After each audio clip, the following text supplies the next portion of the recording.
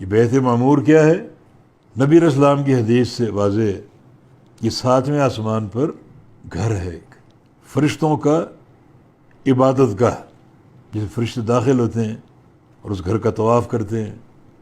یہ نیچے سے بالکل خانہ کعبہ کی سیدھ میں، اور اوپر سے اللہ تعالیٰ کے عرش کے نیچے البیت المعمور کی عظمت، بھرا ہوا گھر ملائکہ سے، ملائکہ کی کثیر تعداد اس میں داخل ہوتی۔ نبی علیہ السلام کی حدیث ہے کہ روزانہ 70,000 فرشتے اس گھر میں داخل ہوتے ہیں، نماز کی ادائیگی کے لیے اور طواف کے لیے۔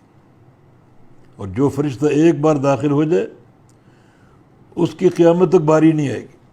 البیت المعمور۔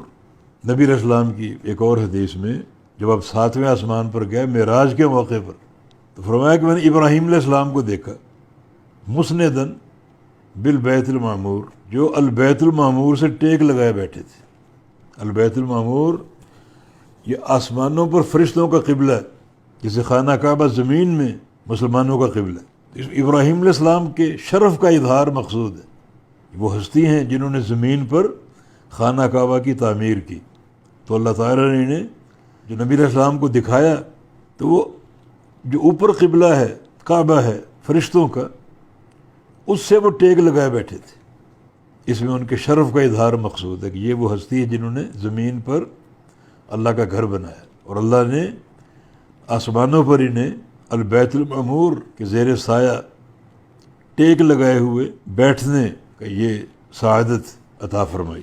اور اس سے واضح ہوا کہ فرشتوں کی کثرت تعداد، یعنی جب سے یہ گھر بنا روزانہ 70,000 فرشتے اس میں داخل ہوتے، صدیاں بیت چکی داخل ہو رہے ہیں، اور قیامت تک کتنی صدیاں ہیں داخل ہوتے رہیں گے۔ تو فرشتوں کی تعداد، وما یعلم جنود ربک الا ہو، تیرے رب کے لشکر، تیرے رب کی پیدا کردہ مخلوق کوئی نہیں جانتے سوائے اللہ تعالیٰ کے، اتنی تعداد ملائکہ کی۔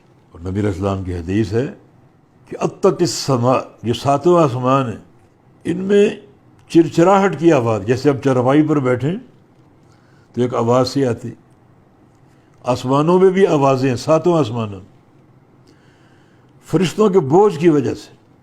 فرمایا کہ ما فی السماوات السبع موضع اربعۃ اصابع، یعنی 7واں آسمانوں میں ایک 4 انگلی کے برابر خالی جگہ نہیں، ہر جگہ فرشتہ موجود، الا وملک قائم وملک راکع وملک ساجد واضعا جبہتہ للہ، کوئی فرشتہ کھڑا ہے، کوئی رکوع میں، کوئی سجدے میں۔ 7واں آسمان۔ اب آسمان ہمارے سامنے، یہ ہمارا کرہ ارضی زمین، سورج اس سے کروڑا گنا بڑا ہے، اور یہ سورج آسمان کے مقابلے میں کیا ہے؟ پھر دوسرا آسمان پہلے آسمان سے بڑا ہے، تیسرا آسمان دوسرے آسمان سے بڑا ہے، اس طرح 7 آسمان، اور 7 کے 7 فرشتوں کی تعداد سے بھرے ہوئے، اللہ کی تسبیح کر رہے ہیں، اللہ تعالیٰ کی حمد کر رہے ہیں، اور ان کی ایک ڈیوٹی مسلمانوں کے لیے دعا کرنے کی بھی۔